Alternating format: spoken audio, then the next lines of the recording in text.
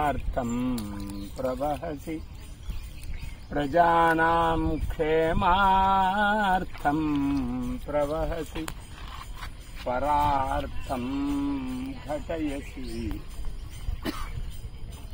प्रकृत्या स्वच्छासि प्रतिघटयसि प्राक्तनमघं हरसि अन्तर्ध्वान्तम् धरसि हृदि धर्मम् दियसि शुचम् जयाख्ये गौतमि अमृतधुनि मातर्भगवती त्र्यम्बकजटोद्भूते गौतमस्याघनाशिनि सप्तधा सागरं यान्ति गोदावरी नमोस्तुते गोदावरी नमोस्तुते। ఈ పరమాత్మ ప్రేరణ చేత వాక్కు మొదలైన సకల ఇంద్రియాలు ప్రవర్తిస్తాయి. అలాంటి పరమాత్మ భవ్యచరణాల విందాలకు ప్రణామాంజలి సమర్పిస్తూ పవిత్రమైన గోదావరిని స్మరించుకోవడం ఎంత పుణ్యం. ఏ నదైనా స్మరించుకోవాల్సిందే, కానీ గోదావరిని స్మరించడం అనేది ఆంధ్రప్రదేశంలో కానీ తెలంగాణ ప్రాంతంలో ఉండే వాళ్ళందరికీ, మహారాష్ట్రంలో ఉండే వాళ్ళందరికీ ఒక అదృష్ట విశేషం. ఎందుకంటే గౌతమ మహర్షి తీసుకొని రాబడినటువంటిది గంగ కంటే కూడా ఎక్కువ ప్రాధాన్యం కలదు.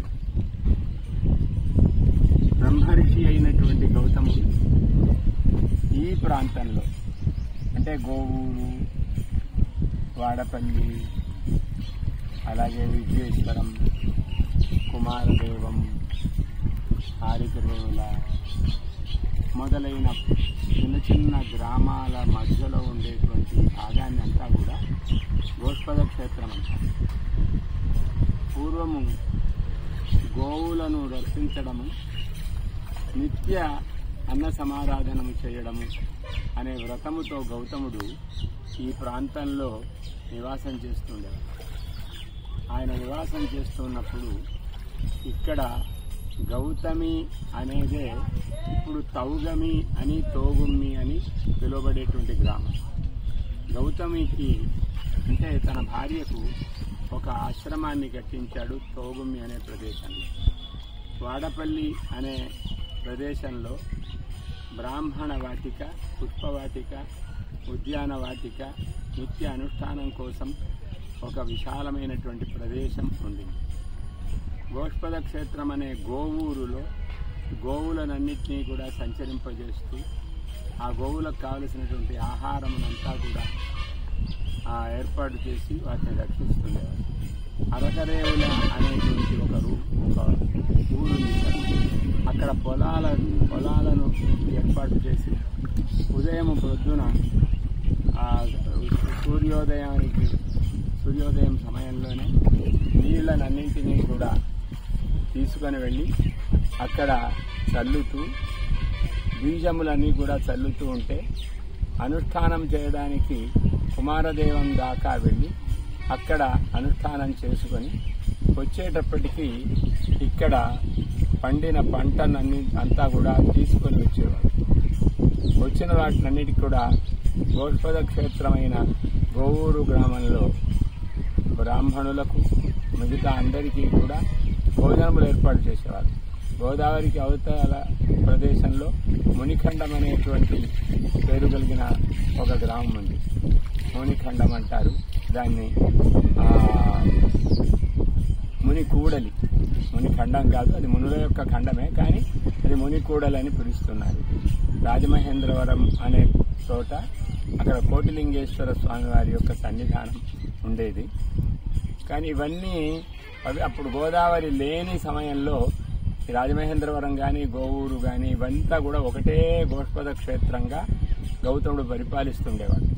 అలాంటి గౌతముడు ఇంత కార్యక్రమం నిర్వహిస్తున్నాడు, భోజనాలను ఏర్పాటు చేస్తున్నాడు.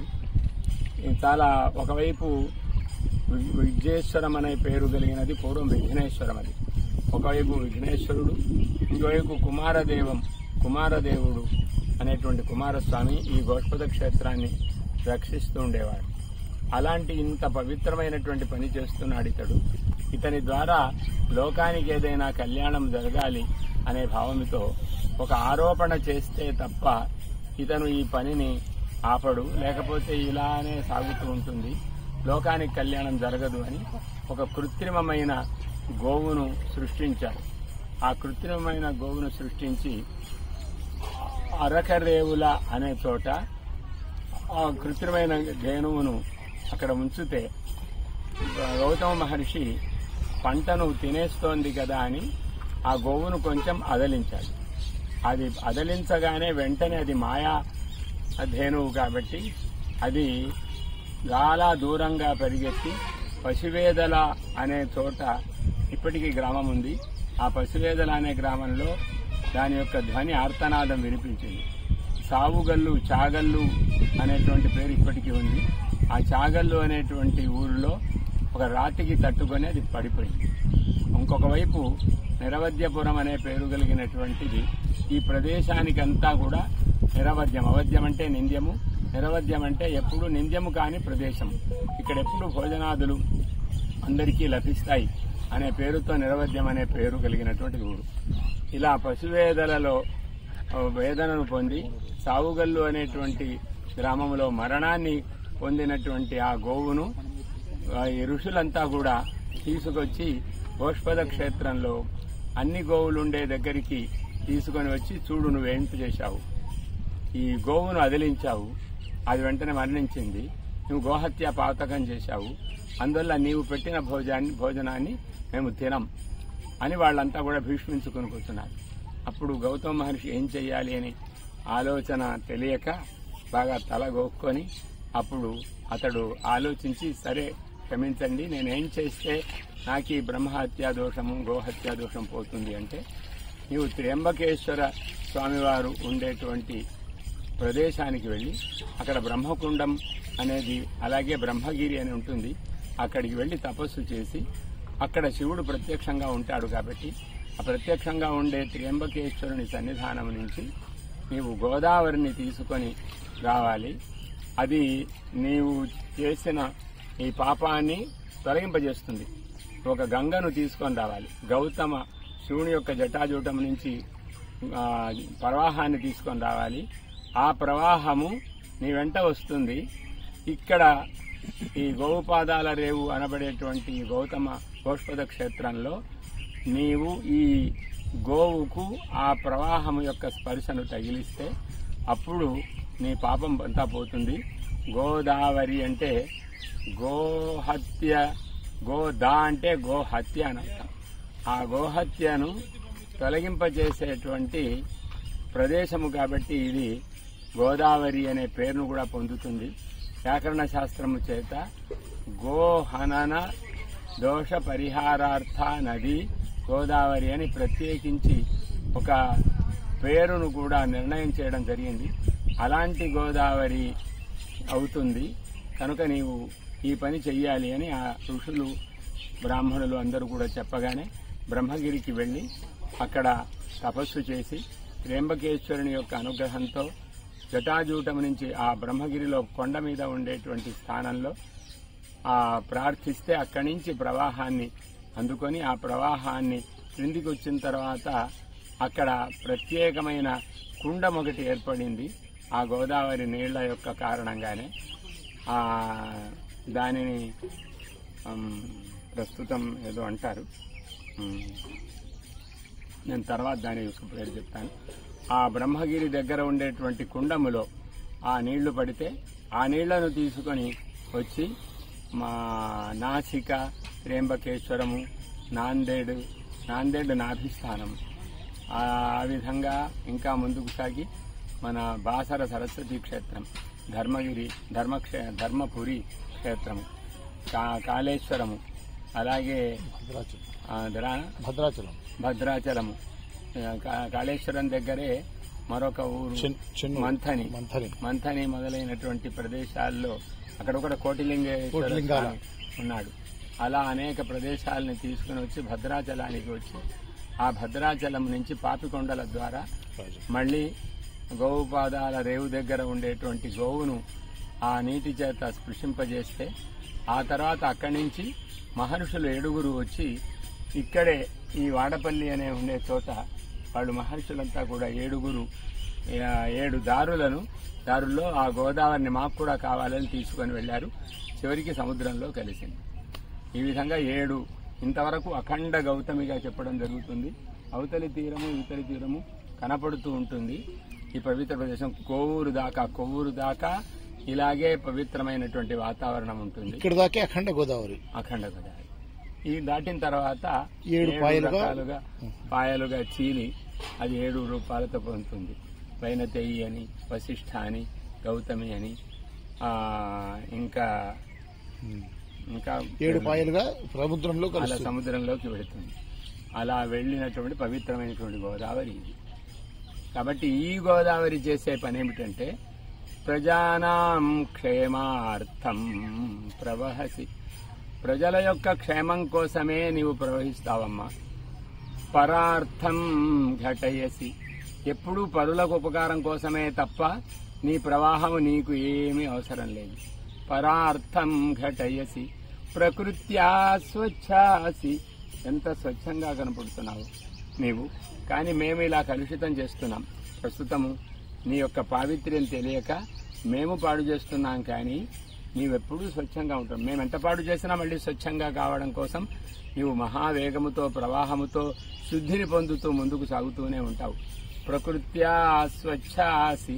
కాబట్టే అందరికీ కూడా మనవి ఇదే సందర్భంలో ఏమిటంటే మనం గోదావరికి ప్లాస్టికమైన వస్తువులతో గాని ప్లాస్టిక్ పదార్థాలతో గాని ఎప్పుడు వెళ్ళకూడదు. గోదావరి నీళ్లను తీసుకోవడానికి మంచి చెంబులను లేదా ఇత్తడి చెంబులను లేకపోతే రాగి చెంబులను తీసుకొని వెళ్ళి వాటితోనే మనం నీళ్లను తీసుకొని రావాలి తప్ప మిగతా ఇంటికి తీసుకొని వెళ్ళి వాడుకోవాలి. పూర్వము నాకు ఇప్పటికి 50 సంవత్సరాల గోదావరి అనుభవం ఉంది. 54 సంవత్సరాల గోదావరి, 56 సంవత్సరాల గోదావరి అనుభవం ఉంది. ఈ 56 సంవత్సరాల్లో మొదటి కాలంలో నేను గాని మిగతా వాళ్ళు గాని అందరూ బిందెలను పెట్టుకొని తల మీద గోదావరిని తీసుకొని వచ్చేవారు. ఎంత పవిత్రమైన ఆలోచనలు చేసేవారో తెలియదు. రాజమహేంద్రవరం కంటే కూడా గోదావరి ఎప్పుడూ పవిత్రమే. ఎందుకు అనంటే అది పల్ల ప్రదేశంలో ఉందేమో, ఇది ఉన్నత ప్రదేశంలో ఉంది. కర్మాగారాలను ఎక్కువగా అటువైపు కట్టారు.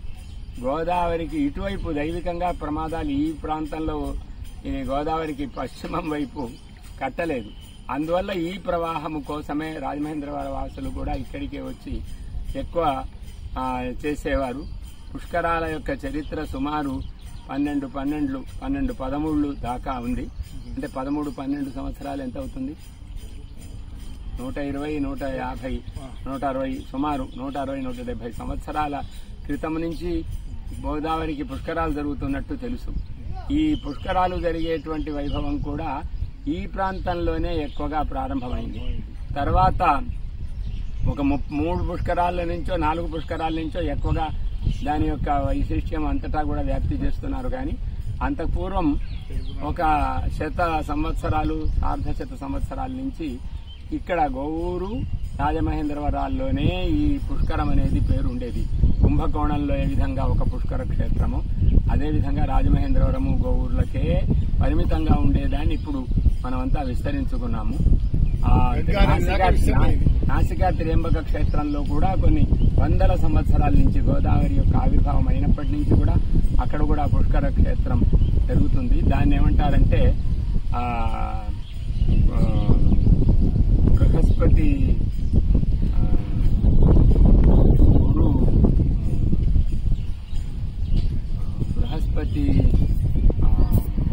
ఉన్న కాలములో వచ్చిన గోదావరి అని పిలుస్తారు. పుష్కరం అనే పేరు మాత్రం ఇక్కడే ఉంటుంది. కాబట్టి అలాంటి పుష్కర క్షేత్రానికి కారణమైనటువంటిది తల్లి నీవు. కాబట్టి మాకు ప్రకృత్యా స్వచ్ఛాసి, ఇంతకీ ఇంత ప్రకృతితో స్వచ్ఛంగా ఉండేటువంటిది. ప్రతిఘటయసి ప్రాక్తనమహం, మేము చేసిన జన్మాంతరాల్లో ఉండే దోషాల్ని కూడా నీవు తొలగింపజేస్తావు. హరస్య అంతర్ధ్వాంతం, మా లోపల ఉండేటువంటి అజ్ఞానం అనే అంధకారాన్ని కూడా తొలగింపజేస్తావు. హరస్యంతర్భాంతం హరసి హృది ధర్మం, మా హృదయంలో ధర్మాన్ని ప్రతిష్ఠింపజేస్తావు. యసి శుచం, నిన్ను చూడగానే మా దుఃఖమంతా పోతుంది. మా ఆత్మీయులు ఎవరైనా పోతే వాళ్లను నీలో ఒక్కసారి స్నానం చేస్తే నీవు పోగొట్టినంత దుఃఖ నివారణ, నీవు పోగొట్టినంత దుఃఖాన్ని ఎవరూ పోగొట్టలేరు. అలా అందరికీ స్నానము చేతనే దుఃఖాన్ని చేసేటువంటి లక్షణం కలదు.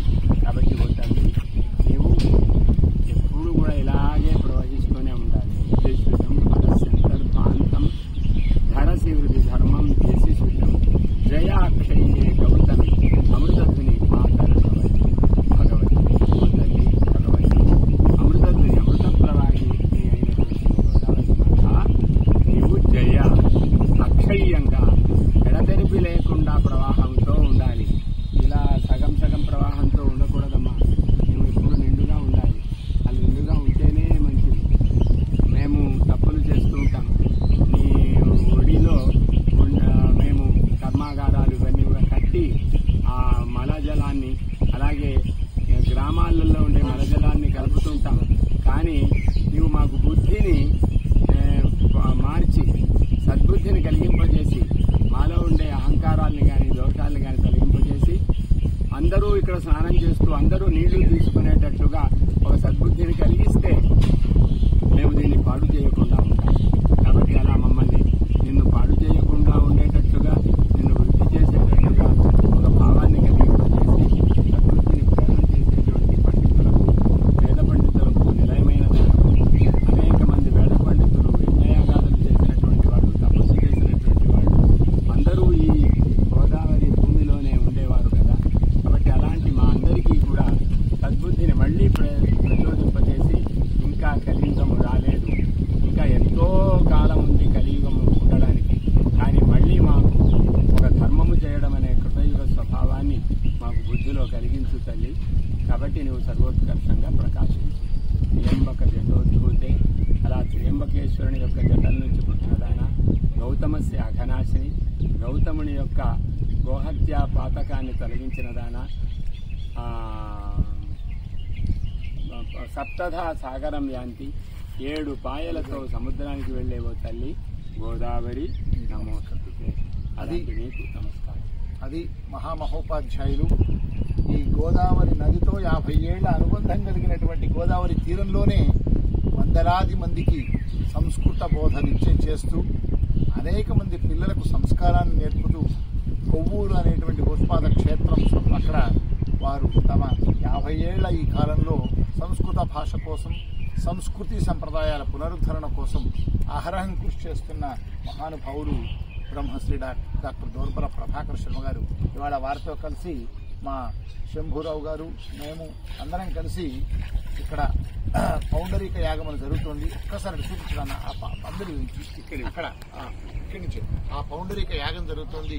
ఆ పౌండరీక యాగంలో చయనం ఆ ఇటుకలతో పేర్చారు కదా, గరుడ పక్షి ఆకారంలో కనిపిస్తుంది ఇక్కడ ఇటుకలతో. ఈ కింద ఈ పౌండరీక ఇటుకను కూడా మంత్రములతో పేర్చారు. మంత్రములతో ఆవాహన చేసి సకల దేవతలను ఆహ్వానించి ఆ ఒక్కొక్క వరుసకు ఒక్కొక్క విధమైనటువంటి రోజు ప్రత్యేకంగా ఈ 40 రోజుల పాటు ఈ పౌండరీక మహాసోమయాగం సర్వోత్కృష్టమైనటువంటి 7 సోమయాగాల్లో ఈ యాగం నెల్లికూరి వెంకటేశ్వర చేన్లు గారు నిర్వహిస్తున్న యాగం దర్శనం చేసుకోవడానికి వచ్చాము. ఎందుకంటే వారికి ప్రచార ఆర్భాటాలు అవసరం లేదు కనుక మేము గోదావరి నుంచి ఒక్కసారి ఇలా జరుగుతుందని చూపెట్టడానికి ప్రయత్నం చేస్తున్నాము.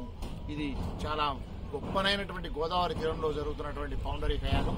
ఈ యాగానికి వచ్చి గోదావరి స్నానం చేసి మా గురువుగారైనటువంటి దోర్పల ప్రభాకర్ శర్మ గురువు గారి చేత ఇక్కడే వారి జీవితం అంతా గోదావరి తీరంలోనే వారి కొనసాగుతుంది కనుక గోదావరి మహాత్మ్యాన్ని కొద్దిసేపు గోదావరి అమ్మ సమక్షంలో మేము వినాలన్న భాగ్యంతో ఇప్పుడు చేశాం.